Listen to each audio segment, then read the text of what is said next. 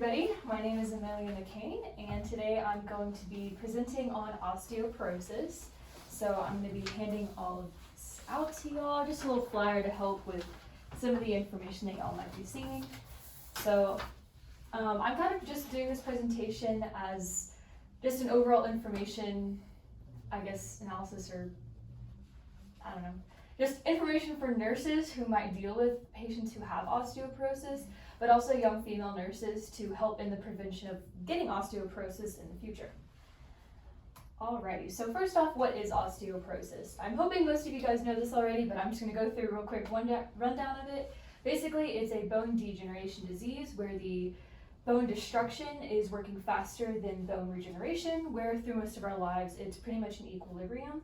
And it commonly occurs in postmenopausal females because there's that rapid decrease in estrogen, which is a big factor in bone density and just keeping the bones up to date, so to speak.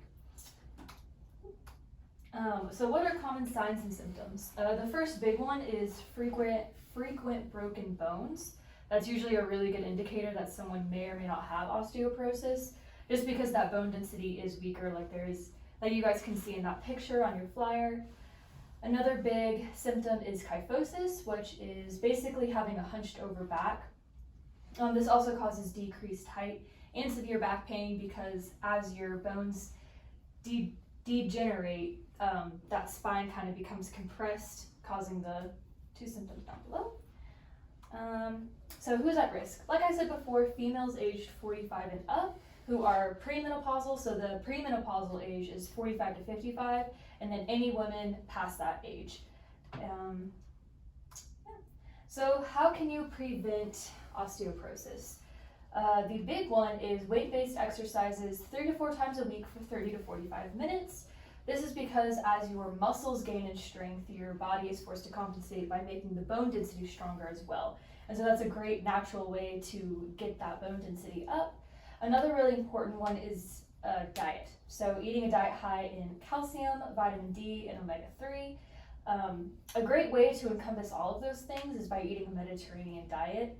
That can help prevent a whole other plethora of diseases as well. That's pretty much like the gold standard of diets, I guess, is the Mediterranean diet.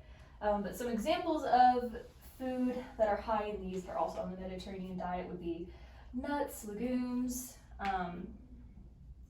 We've got salmon, chicken or poultry, lots of fruits and vegetables. And then for calcium, low-fat milk products or yogurt, anything like that is going to be good for this kind of diet. And then the last one is walking 5 days a week for 30 minutes. This is just a great way to work out your heart, but it's also specifically for osteoporosis and putting stress on the bones in a healthy way to help increase that bone density. And yeah, that is pretty much the end of my presentation, and here am I, we're excited.